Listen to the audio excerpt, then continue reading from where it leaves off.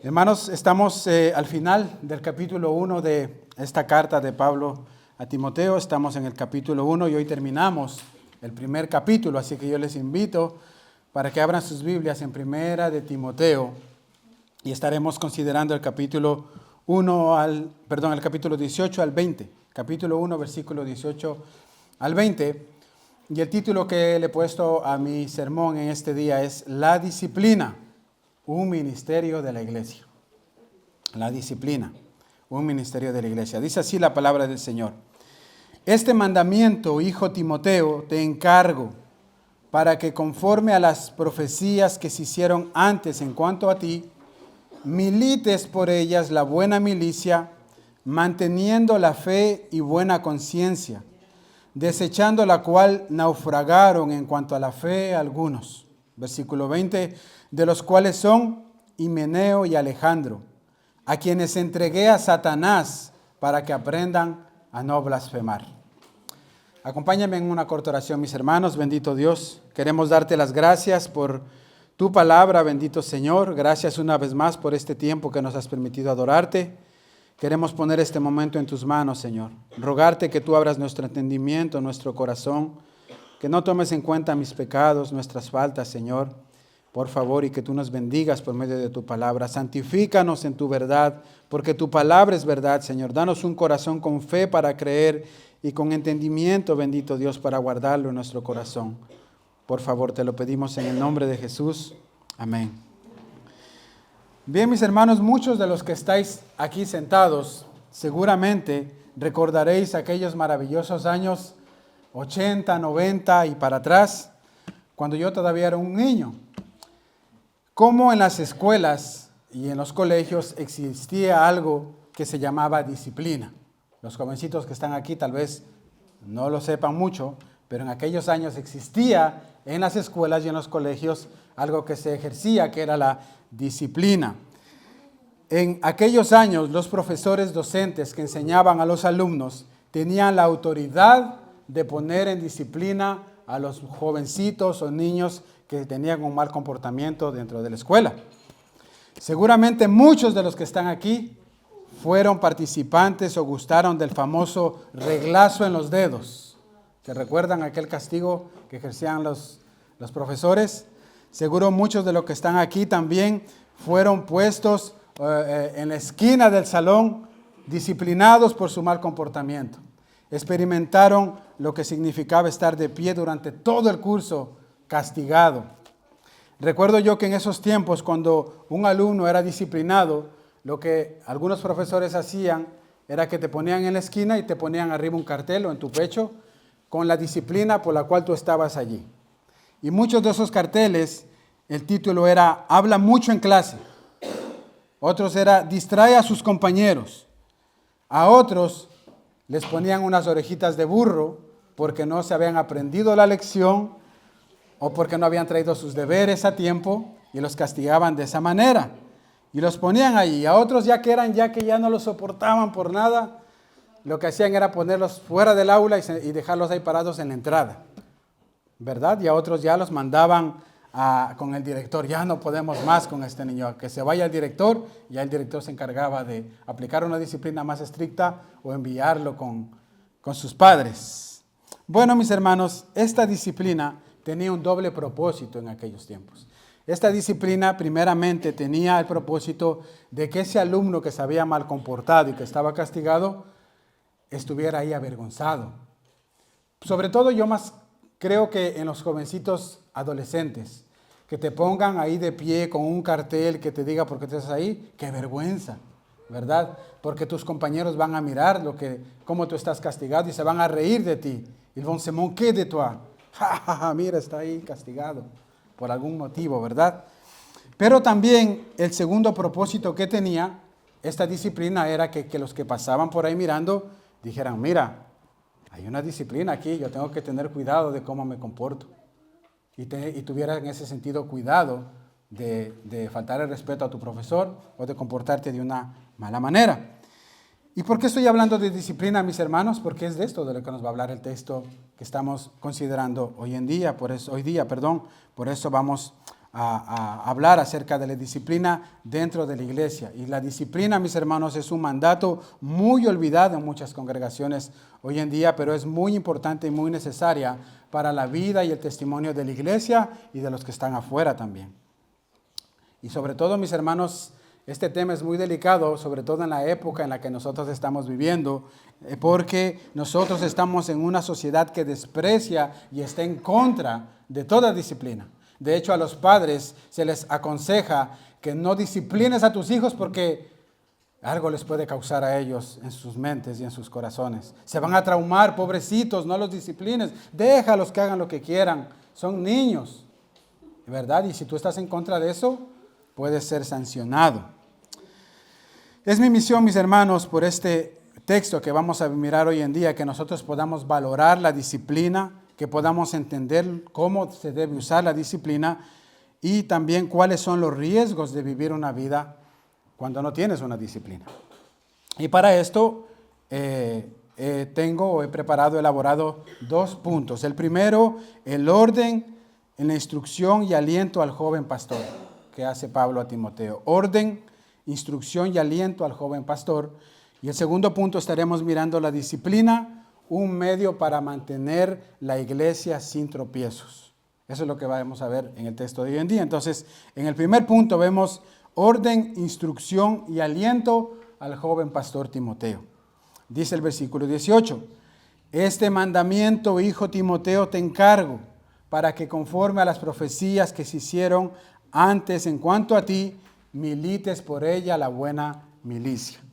El apóstol Pablo, mis hermanos, empieza este texto con una orden de carácter militar. Los que han tenido la oportunidad de atravesar en sus maravillosos 18 años lo que es el ejército, saben cómo es cuando un superior te da una orden y tú tienes que cumplirla. Pero también saben lo que pasa si tú no la cumples. En el ejército, cuando tú te oponías a una orden que te daba tu superior, tú eras disciplinado, ¿verdad? Cuando tú no acatabas esa orden de tu superior, lo ponían en disciplina. Y si no me cree, le invito para que le pregunten al final del culto a nuestro hermano Pepe, que él conoce mucho acerca de eso, ya que él formó parte de un famoso grupo llamado Los Pécora. Así que ustedes pregúntenle al hermano Pepe qué significa eso y van a darse cuenta de lo que estoy hablando. Entonces el apóstol Pablo, mis hermanos, empieza dándole una orden, un mandamiento a este joven pastor Timoteo. Y esta orden era de un carácter militar. Y Timoteo no tenía ni siquiera que titubear en esto. El apóstol Pablo le estaba dando un mandato que él debía de ocuparse. Él había sido llamado a pelear la buena batalla y Timoteo no tenía opción para volverse atrás. Ahora, acatar esta orden era un desafío para el joven pastor Timoteo, porque si ustedes recuerdan, Pablo lo había puesto allí, ya que allí en la iglesia de Éfeso se estaban levantando falsos maestros y él tenía la maravillosa labor de corregir a estos falsos maestros que se estaban levantando. El problema que tenía Timoteo, uno de los problemas, ustedes recuerdan las dificultades a las cuales se enfrentaba Timoteo, era que él era un joven pastor, era jovencito. Digamos por ahí unos 35, 40 años en la época era considerado como un joven para los ancianos que tenían 60, 80, 50 años. Entonces, como Timoteo era un jovencito, a él no le daban seguramente importancia de lo que les vaya a decir a estos ancianos ya de hombres de canas. ¿Qué nos va a enseñar a nosotros este jovencito? No sabe nada de la vida, ¿verdad? Este era un problema al que se enfrentaba Timoteo. Pero otro problema al que se enfrentaba Timoteo, como escuché alguna vez del pastor MacArthur, es que estos hombres eran falsos maestros. ¿Y qué quiere decir esto, mis hermanos? Que estos hombres eran maestros. Ellos estaban enseñando algo, estaban enseñando erróneamente, pero eran maestros para enseñar ese error. Y podrían engañar a cualquiera, porque esa era su astucia, engañar, arrastrar a la gente, a las personas al error, ¿verdad? Ahora, mis hermanos, al mismo tiempo que el apóstol Pablo le da este mandamiento, esta instrucción a Timoteo, el apóstol Pablo también lo anima y le recuerda las profecías que se hicieron en cuanto a él para que entonces él cobre ánimo, para que él pueda ir y confrontar y ejercer su labor en contra de estos falsos maestros. Mire lo que dice 1 de Timoteo, capítulo 1, versículo 18. Le dice, este mandamiento, hijo Timoteo, te encargo. Eso era un encargo. La única manera en la que Timoteo podía mantenerse firme en cuanto a este llamado que él tenía era primeramente guardando la fe con una buena conciencia. Era guardando la palabra de Dios en su corazón y viviendo conforme a lo que él estaba enseñando. Esa era una arma letal en contra de esos falsos maestros. En 1 de Timoteo, capítulo 1, versículo 3, el apóstol Pablo le dice, como te rogué que te quedases en Éfeso cuando fui a Macedonia, para que mandases a algunos que no enseñen diferente doctrina, ni presten atención a fábulas y genealogías interminables que acarrean disputa más bien que edificación de Dios, que es por fe, así te encargo ahora. Timoteo tenía la complicada labor de hacer callar a estos falsos maestros y la única manera que él tenía para poder cumplir con esta tarea era enseñando la sana doctrina, predicando fielmente la palabra de Dios, texto por texto, versículo por versículo, pero al mismo tiempo viviendo esa palabra que él estaba predicando. Ahora, ¿por qué Pablo manda a Timoteo a hacer callar a estos falsos maestros? Porque estos falsos maestros estaban enseñando una mala doctrina. ¿Y qué pasa cuando las personas reciben una mala doctrina? Estas personas van a tener una mala conciencia, van a tener una mala manera de vivir delante de Dios. Así como una buena doctrina nos produce una buena conciencia y nos invita a tener una buena manera de conducirnos, de vivir. Mire lo que dice 1 de Timoteo 4:1. Pero el Espíritu dice claramente que en los postreros días algunos apostatarán de la fe, escuchando espíritus engañadores y a doctrinas de demonios, por la hipocresía de mentirosos que teniendo cauterizada la conciencia, prohibirán casarse y mandarán abstenerse de alimentos que Dios creó para que con acción de gracias participasen de ellos los creyentes, los cuales han conocido la verdad. Dice aquí el apóstol Pablo que estos falsos maestros tenían la conciencia cauterizada. ¿Y qué es la conciencia, mis hermanos? ¿Qué es la conciencia? La conciencia es esa voz de advertencia que Dios ha puesto en cada uno de nosotros. No solo nosotros como creyentes, todo el mundo tiene una conciencia. Quiere decir que el hombre, cuando está haciendo algo malo, esa conciencia lo acusa en su corazón. Al hombre no hay que decirle qué es bueno y qué es malo, él lo sabe. Porque cuando tú vas a hacer algo malo, esa conciencia te comienza a acusar. Te comienza a acusar esta conciencia.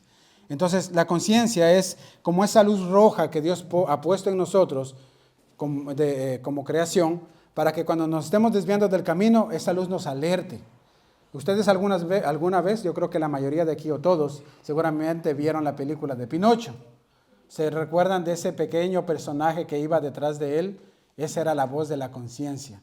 Es algo así de lo que Dios ha puesto en nosotros cuando vamos a hacer algo mal.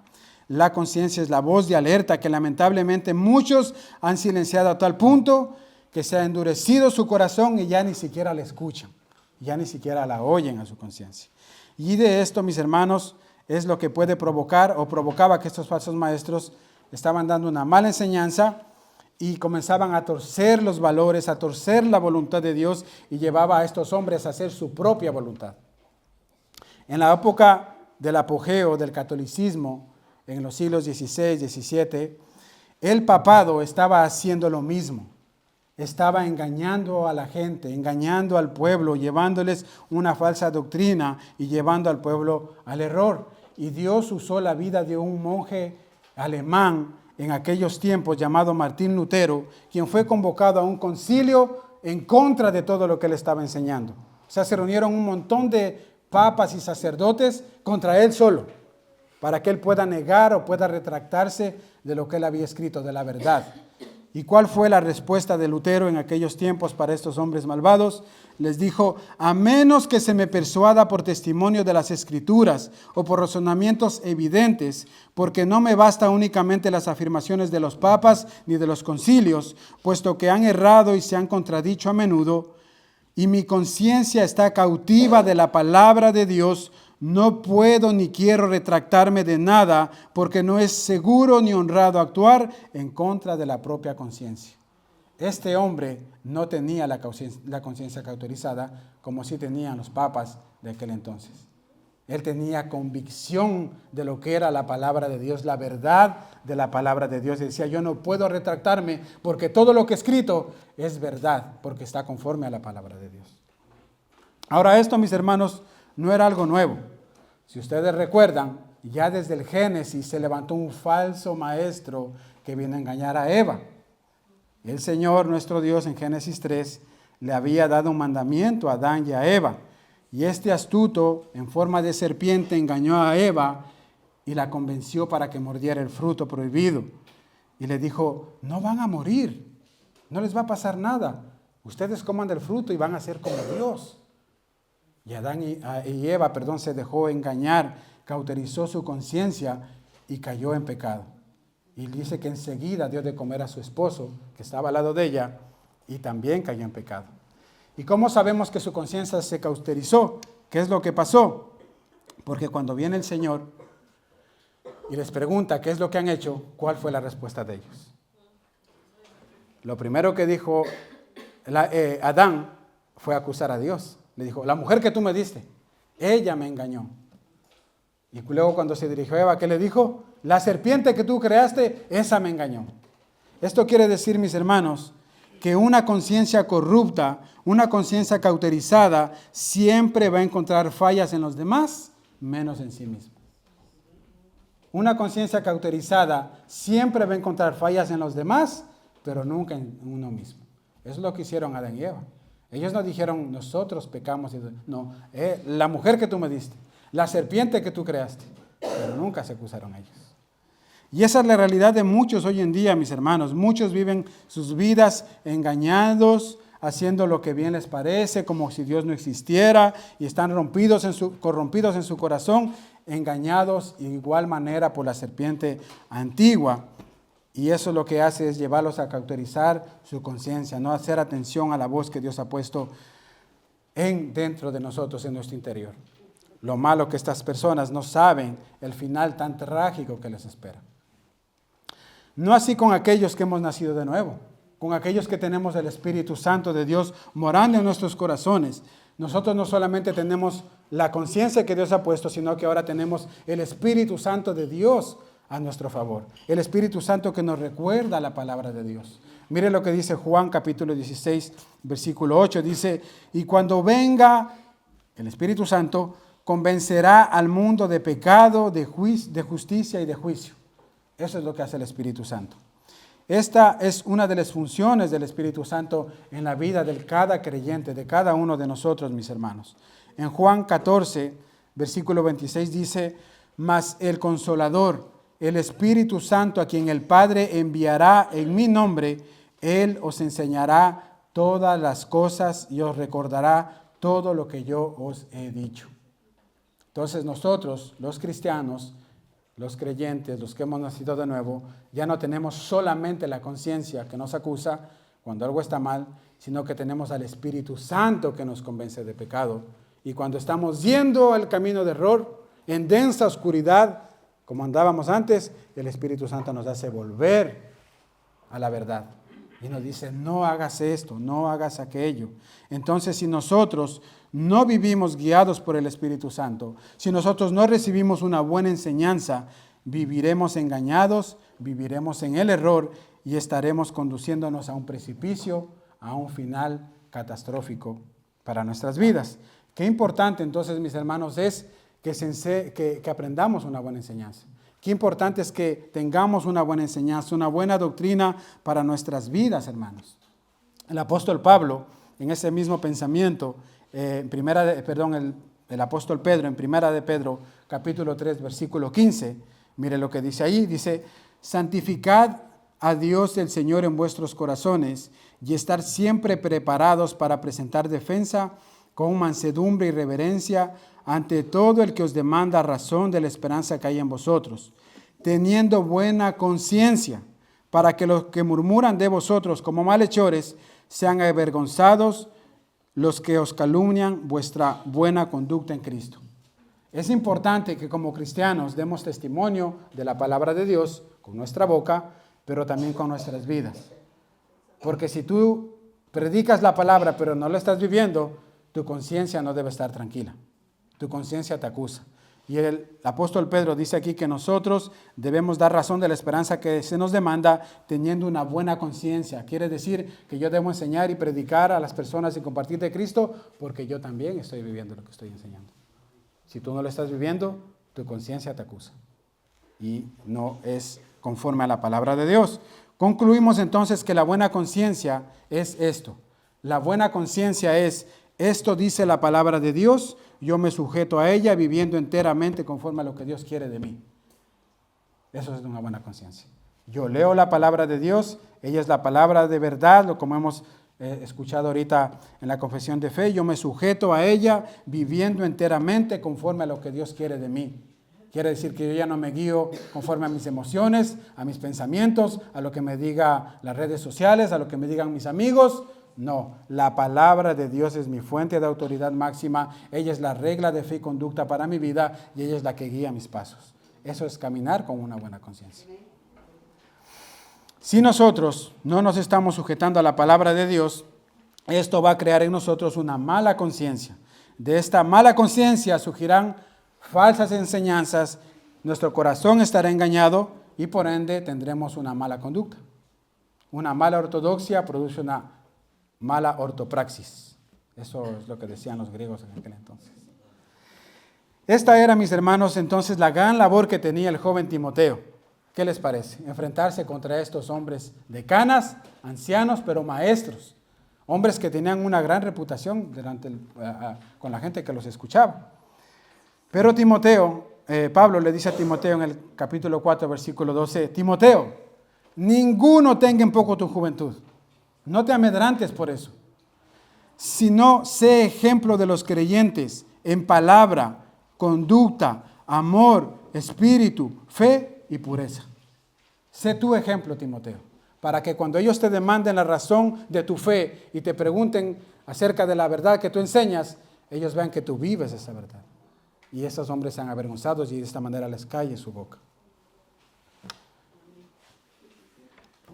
¿Y cómo sería animado Timoteo entonces? Recordando las profecías que se habían hecho en cuanto a él, a su vida, a su ministerio. Recuerden, Pablo le da una orden primeramente a Timoteo. Esto te encargo, Timoteo. Ve y cállale la boca a esos hombres. Pero recuerda las profecías que se dijeron acerca de ti. Estaba animando a Timoteo. Y aunque en el texto nosotros no tenemos específicamente cuáles son las profecías que se dijeron a Timoteo, según varios comentaristas bíblicos, varios estudiosos, dicen que seguramente esas profecías le fueron dadas a Timoteo en el momento cuando los ancianos en Éfeso impusieron sus manos sobre él para encomendarlo al ministerio. Seguramente Dios reveló ahí profecías para Timoteo, para su ordenación y lo que él iba a ejercer en su labor ministerial. El texto no nos lo dice porque si ustedes recuerdan, una de las características de esta carta de Pablo a Timoteo es que es una carta, es algo que tú envías a una persona, es algo personal. Entonces se supone que Timoteo ya entendía algunas cosas, Pablo no tenía que explicárselas, él ya sabía lo que había. Esa es la característica de las cartas y los libros de la Biblia, tienen un concepto diferente. Entonces, si podemos, aunque nosotros no tengamos, mis hermanos, las profecías que fueron dadas a Timoteo, podemos tener ciertos principios de las profecías que Timoteo recibió en aquel momento. Y el primero, uno de ellos es que el Espíritu Santo le mostraba a Timoteo que Dios lo había elegido a él para la obra del ministerio. Ese era un aspecto, una característica. Una segunda cosa que podemos notar es que Dios lo capacitó con dones, talentos y habilidades, porque Dios capacita al que llama, Dios no llama al que está capacitado. Una vez le dije a un hermano esta frase que yo había escuchado.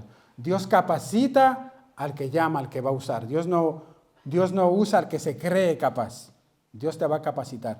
Y eso era algo que se había hecho con Timoteo. Y por tercero, Dios lo iba a fortalecer, lo iba a acompañar en la obra del ministerio, como lo estaba haciendo hasta ahora.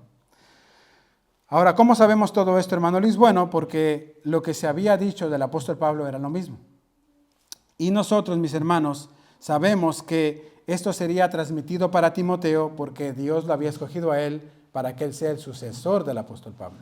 Entonces, por ende, Timoteo había recibido también estas palabras. Mire lo que dice Pablo acerca de sí mismo cuando el Señor lo llamó para que ejerciera esta labor en 1 de Timoteo, capítulo 1, versículo 12. 1 de Timoteo 1:12, el apóstol Pablo dice así, dice, doy gracias al que me fortaleció, a Cristo Jesús nuestro Señor, porque me tuvo por fiel, poniéndome en el ministerio, habiendo yo sido antes blasfemo, perseguidor e injuriador, mas fui recibido a misericordia, porque lo hice por ignorancia e incredulidad. Pero la gracia de nuestro Señor fue más abundante con la fe y el amor que es en Cristo Jesús. Dios había escogido a Pablo, Dios lo había capacitado y Dios lo estaba fortaleciendo, acompañándole en cada momento donde él iba, mostrándole que él estaba con él. Y como Timoteo iba a ser su sucesor, por ende Timoteo también iba a recibir esta misma ayuda por parte de Dios, esa gracia especial. ¿Se acuerdan que una vez hablamos acerca de la gracia? La gracia de Dios es el favor inmerecido que Dios da al pecador para ser salvos. Quiere decir que Dios te salva sin que tú tengas algún atributo o algo que agradarle a Dios. Dios te salva siendo pecador. Esa es la gracia especial de Dios. Pero también la gracia es la que nos fortalece cada día para que nosotros avancemos en nuestras luchas, avancemos en nuestros pecados. Esa es una gracia, un favor especial que nosotros tenemos. Entonces, todo esto que se había profetizado para Timoteo era porque él había sido escogido por Dios, se lo iba a capacitar o lo iba a fortalecer a Timoteo para que él enfrentara esta batalla en contra de estos hombres corruptos y de una conciencia cauterizada. Hermanos míos, esto nos recuerda que el aliento para el ministro de Dios es importante. Esto nos recuerda que el aliento para el ministro de Dios es importante porque ustedes no se imaginan cuántas expectativas tiene una persona que aspira al pastorado, que lo encomiendan al pastorado. Este hombre es llamado al ministerio, lo ponen ahí, este varón se esfuerza, dedica tiempo, estudia la palabra de Dios, se capacita, tira horas y horas de lectura para servir a su comunidad, esperando ver buenos resultados en la vida de su congregación. Pero sucede que ese hombre más bien recibe rechazo, oposición, menosprecio, críticas, y el joven comienza a frustrarse porque ve desánimo en la vida de sus hermanos que no quieren avanzar, que parece que no les interesa estudiar la palabra de Dios, y eso trae muchas veces desánimo a los pastores. Y por ese motivo muchas veces los pastores o el pastor debe ser fortalecido, debe ser animado de vez en cuando. Pero una manera, mis hermanos, que la iglesia tiene para fortalecer a sus pastores es que ellos puedan ver que sus vidas están siendo transformadas por medio de la palabra. Es ver por medio de sus vidas que Dios los está llamando a traer cambios en su vida, pero que les está poniendo en su corazón el hambre y el interés por la palabra de Dios. Vidas que están comprometidas con la obra del Señor, vidas que están siendo usadas por el Señor. Esa es una manera de animar a los pastores, porque estamos viendo que nuestra labor no es en vano. Que algo está haciendo Dios, no nosotros. Dios algo está haciendo en vuestros corazones. Ahora, cuando nosotros no veamos esto, mis amados hermanos pastores que estáis aquí y los que nos escucháis, no os desaniméis, porque algo que nosotros debemos recordar es que a nosotros se nos ha encomendado predicar la palabra de Dios fielmente, pero que es Dios quien va a hacer la obra en esos corazones. Unos son los que siembran, otros los que riegan, pero ¿quién es el que da el crecimiento y el fruto? Es el Señor. Entonces no nos desanimemos, sino sigamos confiando en el Señor, predicando la palabra del Señor como el Señor nos ha mandado fielmente. Pero la iglesia y la comunidad también debe saber, mis hermanos, que el trabajo del pastor requiere mucho esfuerzo y sacrificio, y que de vez en cuando los pastores necesitan un alientito por ahí, no estaría mal, ¿verdad? Pero la mejor manera es también orar por tus pastores. Oras por tus pastores en tu hogar, en tu casa, oras por ellos porque son hombres, necesitan ser fortalecidos, necesitan que Dios los guarde, que Dios los guíe en cada momento, porque tenemos las mismas tentaciones, enfrentamos las mismas luchas, estamos en la misma batalla. Y una manera de animar a tu pastor es orando por él. Decirle, pastor, estoy orando por usted. Gracias, mi hermano, mi hermana. Me hace falta esas oraciones. De esa manera. Por otra parte, ¿cómo tiene que hacer un joven pastor para no caer en el error en su ministerio, así como lo hicieron Emineo y Alejandro? lo que debe hacer el joven pastor es ocuparse de mantener una fe, una buena conciencia y predicando la palabra de Dios, enseñando la sana doctrina. Esa es una de las maneras que el joven debe seguir adelante fortalecido. ¿Y qué debemos hacer entonces con aquellos que se descarrían, con aquellos que no quieren escuchar el consejo de la palabra de Dios y que persisten en seguir pecando? El apóstol Pablo, como aquellos profesores de la antigüedad que yo les contaba al inicio en mi introducción, los toma como ejemplos y los pone en disciplina entregándolos a Satanás. Vamos a mirar mi segundo punto, la disciplina, un medio para mantener a la iglesia sin tropiezos. En el versículo 19 y 20, el apóstol Pablo dice, manteniendo la fe y buena conciencia, desechando la cual naufragaron en cuanto a la fe algunos, de los cuales son Emineo y Alejandro, a quienes entregué a Satanás para que aprendan a no blasfemar. Eso es fuerte. ¿Se imagina usted que un pastor te diga, te entrego a Satanás, hijo del diablo? Wow, eso es fuerte. Es tremendo. Hermanos, ¿sabían ustedes que la raíz de una herejía es una conciencia cauterizada? Porque una persona con la conciencia cauterizada ya no tiene temor de Dios, no tiene temor de nada y comienza a enseñar a naufragar en la fe, y lo que le va a llevar a esto incluso es a apostatar de la fe, a un día negar la fe que un día supuestamente tenía en su corazón. Pero eso empieza con una conciencia cauterizada, cuando tu conciencia tú la pagas y no haces caso de lo que te está diciendo. Esas personas que actúan de esta manera traen confusión, dudas a los miembros de la iglesia y deben ser expulsados de la iglesia. Porque así como una fruta podrida dentro de tu canasto de frutas, cuando está podrida, ¿qué tú haces con esa fruta? ¿La dejas allí o la quitas de ahí del canasto? Si tú no quitas esa fruta, esa va a comenzar a contaminar a las otras frutas y se van a podrir. Es lo mismo que pasa dentro de una iglesia cuando una persona tiene la mente cauterizada y comienza a enseñar herejías, comienza a enseñar mala doctrina. Pronto va a terminar contaminando a los demás.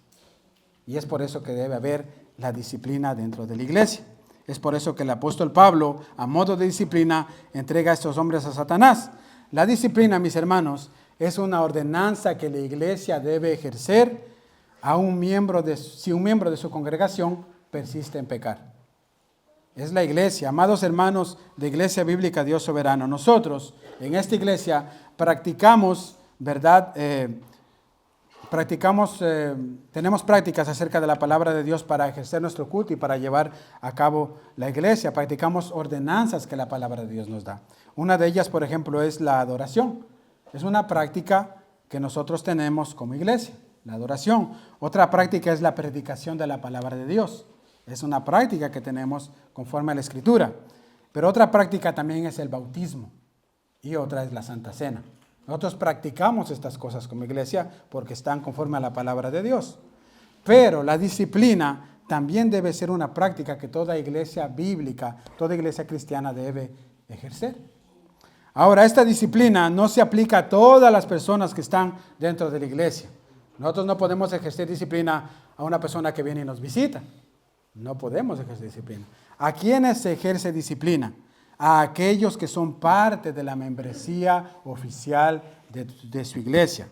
En esta iglesia nosotros practicamos la membresía oficial. De hecho, ahora al final del culto se va a presentar a dos hermanas que pasaron el proceso de membresía y ahora van a ser presentadas delante de la congregación como miembros oficiales de nuestra iglesia, ¿verdad? Entonces, estas personas, este proceso de membresía dura varios meses y en ese tiempo es un tiempo por donde los pastores y la iglesia tienen el tiempo como un filtro para ver si esa persona verdaderamente ha nacido de nuevo, si esa persona verdaderamente está viviendo conforme a lo que la palabra de Dios dice. Y es entonces cuando esa persona postula para una membresía y se le presenta delante de la iglesia. Dicho esto, entonces, mis hermanos, cuando una persona pasa el proceso de membresía, esa persona está consciente de los beneficios y de los privilegios que tiene por formar parte de la iglesia, pero también está consciente de las responsabilidades y compromisos que tiene con su iglesia. Está consciente de estas dos cosas. Y si esa persona no se sujeta a lo establecido por la enseñanza bíblica que ha recibido y peca y persiste en pecar, esa persona debe ser puesta en disciplina. Porque fíjese bien esta frase. La falta de disciplina es una abierta manifestación de desobediencia a una orden directa de Dios. La falta de disciplina es una abierta manifestación de desobediencia a una orden directa de Dios. Pero a la vez también esta falta de disciplina es una puerta abierta para que los que están alrededor también se conduzcan de la misma manera y digan, mira, como no hay disciplina, yo también puedo hacer lo que a mí me da la gana. Es como en tu casa, cuando tú tienes tus hijos y cuando tienes varios hijos como yo, un hijo mal se comporta mal y no lo disciplinas, el otro hermanito va a hacer lo mismo también. Es lo mismo dentro de la iglesia, el mismo concepto.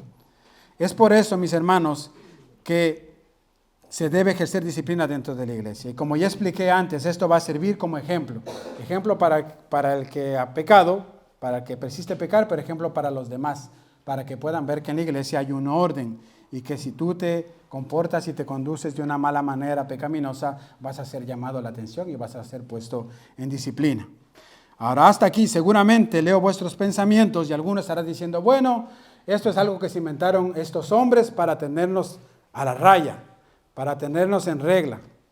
Pero vamos a ver quién estableció este principio de disciplina en las Escrituras, mis hermanos. Pero antes, lo que la iglesia debe saber es que este llamado a la disciplina es válido también para los pastores. ¿Oyeron bien? El llamado a la disciplina también se aplica a los pastores. Aquí no hay parcialidad, no hay preferencias. Todo el mundo en esta congregación, si un día peca, debe ser llamado a la atención. Ahora, hay maneras de hacerlo, ¿verdad? Hay un orden como se debe hacer. Pero aquí en nuestra iglesia, aún el pastor o los pastores pueden ser llamados también en disciplina. Nadie se salva. Todos estamos llamados a eso. Pero esta disciplina la deben ejercer líderes calificados, personas maduras en la fe. Y la iglesia en común acuerdo, de una vez que se haya hecho un correcto juicio en contra de lo que se está acusando, ya sea un miembro de la iglesia o un pastor. Se debe hacer con justo juicio y de una buena manera. Entonces, ¿quién estableció la disciplina eclesiástica? ¿Fueron los hombres? ¿A quién se le ocurrió esto? Vamos a Mateo, capítulo 18, versículo 15.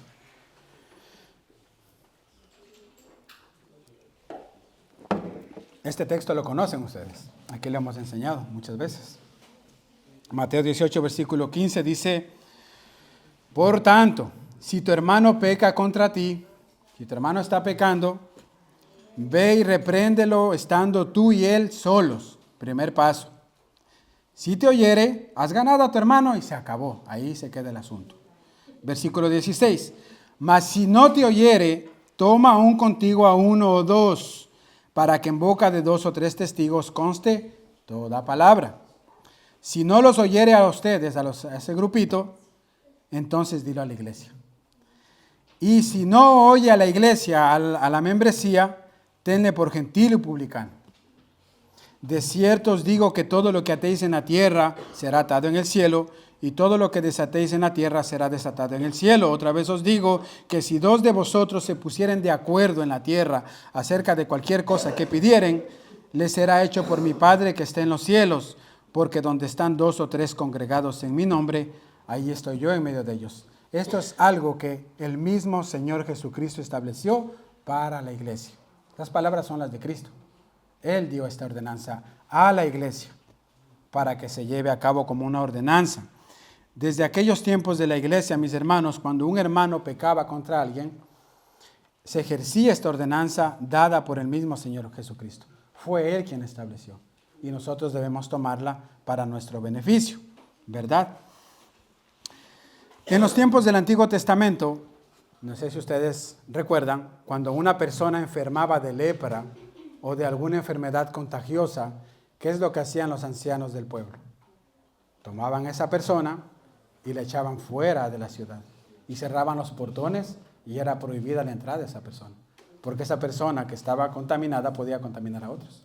Pero esa persona quedaba fuera a la intemperie, desamparada, sin cobijo, sin alimento, y quedaba en los dominios de Satanás. quien es el príncipe de este mundo. Pues es así, mis hermanos, lo que se refiere Pablo en nuestro texto cuando dice aquí que él entregó a estos hombres a Satanás para que aprendan a no blasfemar. Entregar a Satanás una persona es sacarlo de la iglesia, es alejarlo de la cobertura de la gracia que se ejerce aquí dentro de la congregación, para que esa persona viva bajo los parámetros del mundo y de Satanás como ella quiere vivir, sin un orden. Nosotros, mis hermanos, tenemos un caso aquí en 1 Corintios capítulo 5. Vaya conmigo a 1 Corintios capítulo 5 y mire lo que nos dice aquí este texto acerca de la disciplina. 1 Corintios 5, versículo 1 al 5. Dice, de cierto se oye que hay entre vosotros fornicación. Este es el apóstol Pablo escribiendo a la iglesia. Y tal fornicación cual ni aún se nombra entre los gentiles. Tanto que alguno tiene la mujer de su padre, y vosotros estáis envanecidos. ¿No deberías más bien haberos lamentado para que fuese quitado en medio de vosotros el que cometió tal acción? Fíjese ahí, había un pecado, los de la iglesia no estaban haciendo nada y estaban permitiendo que esta persona viva de esa manera. Y Pablo les llama la atención y dice, no, tenían que haberlo ya sacado de ahí. Y versículo 3 dice, ciertamente yo como ausente en cuerpo, pero presente en espíritu, ya como presente he juzgado al que tal cosa ha hecho. En el nombre de nuestro Señor Jesucristo, reunidos vosotros, la iglesia, reunidos vosotros, dice ahí, con el poder de nuestro Señor Jesucristo, el tal sea entregado a Satanás para destrucción de la carne, a fin de que el espíritu sea salvo en el día del Señor Jesucristo. Esta persona, mis hermanos, que no había aceptado la exhortación, o tal vez nadie le exhortaba en su congregación, no se había arrepentido del pecado que estaba cometiendo, estaba siendo excomulgado, estaba siendo entregado a Satanás. Pero fíjese aquí en el texto, en el versículo 3 y 4, que dice el apóstol Pablo que es la iglesia quien debe juzgar. Es la iglesia quien debe ejercer esta disciplina. Ciertamente yo, dice Pablo, como ausente en cuerpo, pero presente en espíritu, ya como presente he juzgado al que tal cosa ha hecho. En el nombre de nuestro Señor Jesucristo, reunidos vosotros y mi espíritu, con el poder de nuestro Señor Jesucristo, y el tal sea entregado a Satanás. Sáquenlo de ahí, porque va a empezar a corromper a los demás. Es un mandato de la Escritura, mis hermanos. Es por eso que yo he puesto en mi título de mi sermón, la disciplina, un ministerio de la iglesia. Ahora, esta disciplina de la que nos habla la Escritura debe ser llevada a cabo, como decía antes, sin parcialidad. Es decir, que no hay preferencias ni distinciones al momento de ejercerla. Pero esta disciplina debe ser llevada a cabo por líderes capacitados, maduros en la fe y de una buena manera, ¿verdad? En la iglesia de Corintios, mis hermanos, parecía que ellos no habían entendido este principio. Ellos no estaban ejerciendo ninguna disciplina cuando surgían conflictos. ¿Y saben lo que hacían ellos? Llamaban a jueces que eran del mundo, que no eran de la iglesia, para que ellos ejercieran justicia en los problemas que había dentro de la iglesia. Mire lo que dice el apóstol Pablo, nuevamente en 1 Corintios, capítulo 6, versículo 1. Mire cómo ellos estaban llevando a cabo los asuntos de la iglesia, que es una mala manera de llevarlos. Dice ahí 1 Corintios 6:1, ¿osa alguno de vosotros cuando tiene algo contra otro ir a juicio delante de los injustos y no delante de los santos, delante de la iglesia? ¿O no sabéis que los santos han de juzgar al mundo? Y si el mundo ha de ser juzgado por vosotros, ¿sois indignos de juzgar cosas muy pequeñas? ¿O no sabéis que hemos de juzgar a los ángeles? ¿Cuánto más las cosas de esta vida? Si pues tenéis juicio sobre cosas de esta vida, ponéis para juzgar a los que son de menor estima en la iglesia, para avergonzaros os lo digo. Pues ¿qué no hay entre vosotros sabio, ni aun uno, que pueda juzgar entre sus hermanos? Sino que el hermano con el hermano pleitea en juicio, y esto ante los incrédulos. O sea, ellos estaban haciendo el juicio, llevando la disciplina de una mala manera, estaban llevándolo delante de los tribunales para que ellos se encarguen de juzgar el conflicto que yo tengo contra mi hermano. Y Pablo les dice, pero eso no debe hacerse así. Ustedes mismos dentro de la iglesia juzguen, hagan juicio correcto, certero, verdadero, para que emitan una disciplina si es necesaria o lo que tengan que hacer. Pero es la iglesia que debe de ocuparse de hacer eso. Es un ministerio dado a la iglesia. Hermanos, es muy común hoy día, lamentablemente, en las iglesias, que hermanos que están en desacuerdo por cualquier motivo que sea, en lugar de seguir los pasos que hemos visto en Mateo 18, de hablar, de reconciliarse, lo que hacen más bien es publicar en Facebook, publicar en Instagram, poner versículos bíblicos que hablen acerca del tema, como una indirecta en contra de esa persona. Eso es una mala manera. Estamos haciendo lo mismo que estaban haciendo los corintios. La iglesia debe ocuparse acerca de esos asuntos. Y mucho menos cuando tu mejor amiguis venga a contarte algo acerca de un hermano, no le prestes oído. Cuando tu amiguis venga y te diga, te vengo a contar algo que me pasó con fulanito, mi hermana, y quiero descargarme contigo, no lo hagas. No le prestes oído porque eso trae también pesadumbre al corazón de tu otro hermano y pueden empezar las murmuraciones, pueden empezar los chismes, las críticas en contra de esa persona. Lo que tú debes de hacer como un hermano o hermana madura en la fe es decirle, ¿y tú ya hablaste con el hermano? Vete a hablar con el hermano o la hermana directamente. Eso te recomiendo. Hermanos míos amados, os ruego en el Señor que no hagáis eso, porque eso daña a la iglesia, daña el mal testimonio, daña el testimonio de la iglesia. La próxima vez que alguien te venga a decir algo, tú dile, vete a hablar directamente con ese hermano, por favor. No me lo cuentes a mí. Vete tú a hablar con él y arregla tu situación con él directamente. La disciplina entonces, mis hermanos, debe ser hecha con amor, con gracia, y el fin último de la disciplina es restauración. No es alejar, no es pelear, es restaurar la amistad, restaurar la hermandad. Porque hoy día pecó mi hermano, pero mañana puede ser yo. ¿Y cómo quisiera yo que me reciban y que me traten a mí?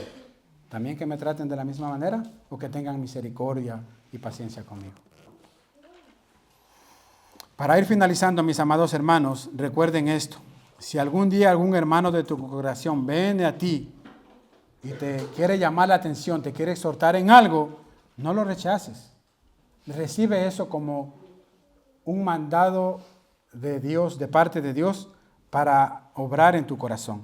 El Señor, mis hermanos, muchas veces envía hermanos a nuestras vidas para corregirnos nuestros errores. Te estás conduciendo de una mala manera, has tenido una mala conducta, va a venir un hermano y te va a decir, hermano, ¿puedo hablar contigo? He visto esto. No lo rechaces, porque eso viene de parte de Dios, porque Dios quiere corregir nuestras vidas. Dios quiere santificarnos y muchas veces usa a las personas con ese motivo. Por otro lado, si tú eres hijo de Dios, debes amar la disciplina. Si tú eres hijo de Dios, verdaderamente vas a amar la disciplina. ¿Sabes por qué? Porque Hebreos 12:6 dice, porque el Señor al que ama disciplina. Si tú eres hijo de Dios y te sientes en disciplina, tú debes decir gracias, Señor, porque tú estás obrando en mi corazón a través de esto. Algo me estás enseñando. El Señor al que ama disciplina y azota a todo aquel que recibe por hijo. Si soportáis la disciplina, Dios os trata como a hijos, porque ¿qué hijo es aquel a quien su padre no lo disciplina? Pero si se os deja sin disciplina, de la cual todos han sido participantes, entonces sois bastardos y no hijos. O sea, cuando tú te sientas disciplinado y sientas que es de parte de Dios, dale gracias a Dios, porque Dios te está disciplinando. Dile gracias, Padre, por darme una buena corrección por lo que estoy haciendo. Amén.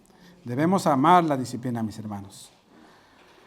Ahora, mis hermanos y amigos, tal vez que están aquí, que nos escuchan, ustedes tal vez digan, bueno, a mí no me importa si alguno en esta tierra me juzga, nadie me puede juzgar, a mí no me importa lo que los demás digan, a mí solamente me juzga Dios y yo puedo vivir mi vida como yo quiera. Déjame decirte que tú, mi hermano, ya has sido juzgado por Dios. Dice la palabra de Dios que la ira de Dios se revela contra toda injusticia e impiedad en los hombres aquí en la tierra. La mano de Dios, los ojos de Dios ya está en contra de ti cuando tú no eres hijo de Dios.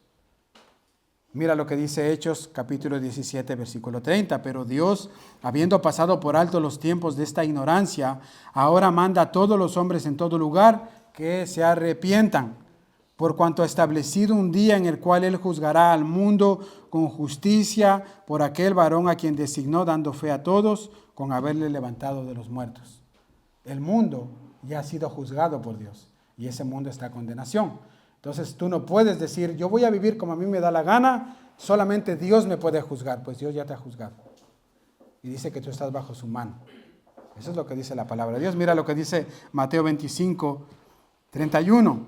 En adelante dice, cuando el Hijo del Hombre venga en su gloria, porque el Señor volverá con trompeta de Dios a buscar a sus hijos, dice, y sean reunidas delante de él todas las naciones, él apartará los unos de los otros, como aparta el pastor de las ovejas de los cabritos, y pondrá las ovejas a su derecha y a los cabritos a su izquierda.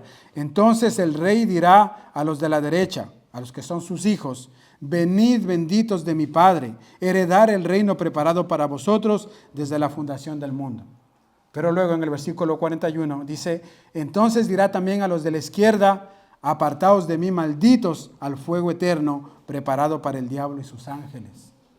El mundo está bajo condenación. Una persona que no tiene a Cristo, que no ha nacido de nuevo, está bajo la mano poderosa de Dios. Mira lo que dice Apocalipsis 20:11. Y vi un gran trono blanco, y al que estaba sentado en él, delante del cual huyeron la tierra y el cielo, y ningún lugar se encontró para ellos. Y vi a los muertos, grandes y pequeños, de pie ante Dios, y los libros fueron abiertos, y otro libro fue abierto, el cual es el libro de la vida, y fueron juzgados los muertos por las cosas que estaban escritas en los libros según sus obras, y el mar entregó a los muertos que habían en él, y la muerte y el Hades entregaron a los muertos que habían en ellos, y fueron juzgados cada uno según sus obras, y la muerte y el Hades fueron lanzados al lago de fuego. Esta es la muerte segunda, y el que no se halló inscrito en el libro de la vida fue lanzado al fuego. Va a haber un juicio, va a haber una condenación en el día final. Ningún hombre que parta de esta tierra, que haya pecado en contra de Dios, va a quedar impune. Todos serán llamados delante de Dios a rendir cuentas de su pecado. Y es por eso que hoy tú necesitas con urgencia que Cristo venga a morar en tu corazón. Es por eso que tú necesitas con urgencia que hoy Cristo haga esa obra de salvación en tu vida. Y es por eso que yo te quiero invitar hoy que tú estás aquí a considerar tu camino, considera tus malas actitudes. No importa si tú eres cristiano hace 100 años, no importa si tú sirves en la iglesia o si simplemente no eres cristiano, Dios te hace el llamado hoy para que vengas y te reconcilies con Él. Para que le digas, Señor, yo me he conducido de una mala manera, he pecado contra ti, perdona mis pecados, examina mi corazón y ponga arrepentimiento para que el Señor pueda salvarte el día de hoy. Hoy es el día de salvación, mis amados hermanos y amigos que nos escuchan. Y yo quiero invitarles para que vengan hoy a los pies de Cristo y recibirán salvación y vida eterna, porque esa es la promesa del Señor. Para los que se arrepienten, a un corazón contrito y humillado, el Señor no lo desprecia. Hoy tú puedes venir delante del Señor y serás librado de esa condenación y juicio eterno que está preparado para este mundo. Oremos, mis hermanos. Amado Dios y Padre nuestro que estás en los cielos, te damos gracias por tu palabra, Señor. Bendito Señor, lamentablemente en muchas iglesias se ha pasado por alto la disciplina. Por otra parte se aplica, pero solamente se aplica a personas y a otras no. Y se ha llevado de una mala manera, Señor. Nosotros te damos gracias por ayudarnos a entender en esta hora, por medio de tu palabra, que la disciplina debe ser ejercida dentro de la iglesia, Señor. Es un mandato como Pablo se lo mandó a Timoteo. Ayúdanos a nosotros, Señor, a ser conscientes de esta realidad. Pero ayúdanos también a que el día que seamos llamados a disciplina, el día que seamos llamados a la atención, tener un corazón humilde para reconocer nuestras faltas, bendito Dios. Y que tú pongas arrepentimiento en nuestros corazones, Padre amado, porque hemos pecado contra ti y contra nuestro hermano. Gracias por tu palabra, bendito Dios. Oramos por aquellas personas que están hoy aquí o que nos escuchan, que aún no han nacido de nuevo, Señor. Aquellas personas que según tu palabra están en la condenación, Señor. Están juzgadas por ti, Señor amado. Y el día que tú vuelvas, bendito Salvador, esas personas estarán dando cuentas de lo que han hecho delante de ti y serán arrojadas, dice tu palabra, al lago de fuego y azufre, Señor. Oh bendito Dios, queremos orar para que tú tengas misericordia el día de hoy, para que tú llames al arrepentimiento, para que tú pongas convicción de pecado, bendito Dios, en aquellas vidas, bendito Padre, que aún han entregado sus corazones delante de ti, Señor. Y seas tú salvando hoy a esas almas, bendito Padre Celestial. Ponemos sus vidas en tus manos, Señor. Habla tú a sus corazones, convéncelos de pecado. Por favor, Señor, y a nosotros, a los que ya hemos recibido de tu gracia, a los que ya hemos sido salvos, Ayúdanos, bendito Señor, a vivir una vida de piedad cada día, Señor, agradándote a ti, buscando la santidad, buscando ser transformados, siendo de testimonio para los que nos rodean, bendito Señor. Ayúdanos tú, Padre amado, con el poder de tu Espíritu Santo. Te lo pedimos en el nombre de Jesús. Amén. Amén, mis hermanos.